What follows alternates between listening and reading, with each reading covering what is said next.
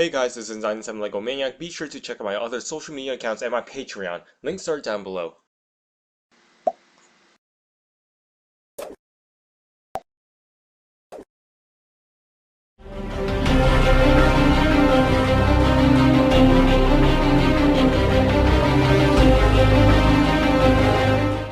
For the first time in my channel history, I managed to make my very first successful minifigure collaboration project.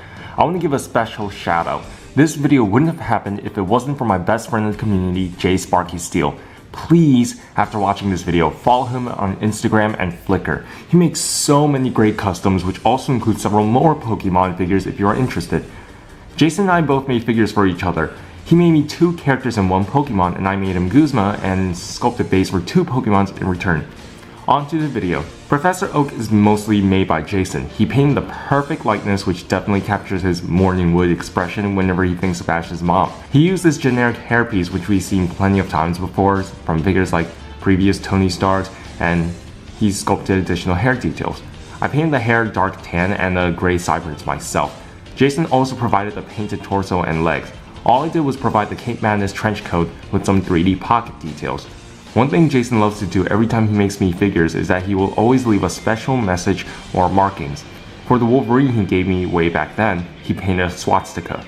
This time, it's even better. I have like no words. Officer Jenny is actually completely made by me. Her hat is this painter's minifigure hat that I sculpted around to give it that boxy shape. I then sculpted her hair and glued it onto the hat so it's fully removable. This is the same method I used for Ash Ketchum, and how I made it is simply wrap a thin sheet of Procreate around the head and peel it off when it is dry. After that, modify it and glue it onto the hat and sculpt more details on top.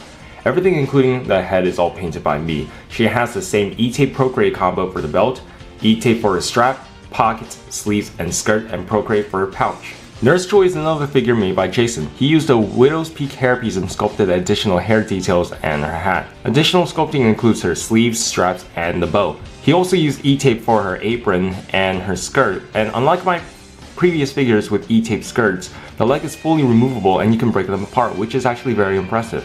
Like Oak, Jason also painted something special for Nurse Joy, and it's her expression after Brock gets rock hard and uses water gun, and you can tell it's super effective. Funny story, I had Nurse Joy in that expression during the first public day of Brick Fair for hours until I finally realized. That means so many kids and parents were taking pictures of my figures with Nurse Joy in her kinky face.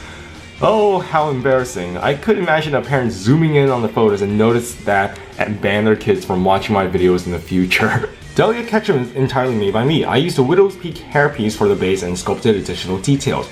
I then used a yellow torso, sanded the sides, and wrapped it with E-tape.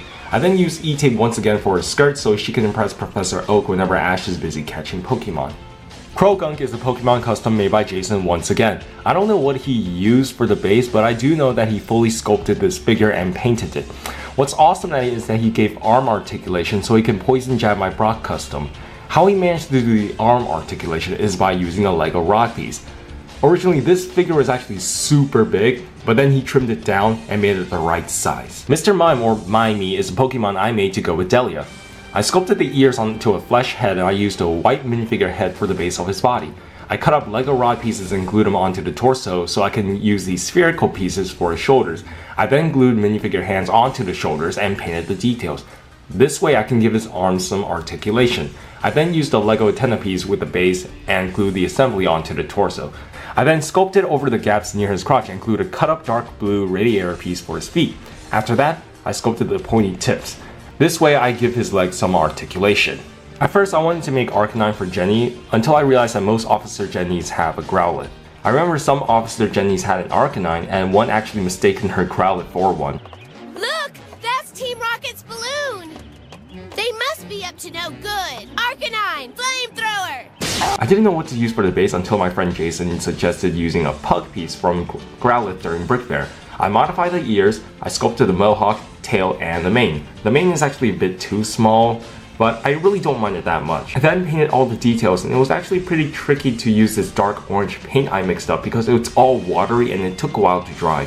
That is all, and I am super proud of the result. Again, very special thanks to Jason aka Jsparkysteel. Please check him out, you won't be disappointed.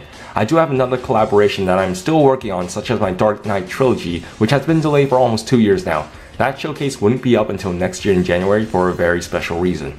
All I need to do is wait for the Joker hair sculpt and I'm good to go in painting all 12 figures. This is also my last video of complete minifigures I've made, and the last video before I go back to school. Other projects I'm currently working on is my Red vs. Blue collaboration with Andrew Vu, my Rescue Captain America suit version 2, Team Ruby, Crow, more Transformers The Last Night figures, Lego Transformers, potential Marvel villains, and Halo. Also, I'll be working on an e-tape tutorial and my part 2 on how to fix Pokemon Go. Thanks for watching, and I'll see you guys later.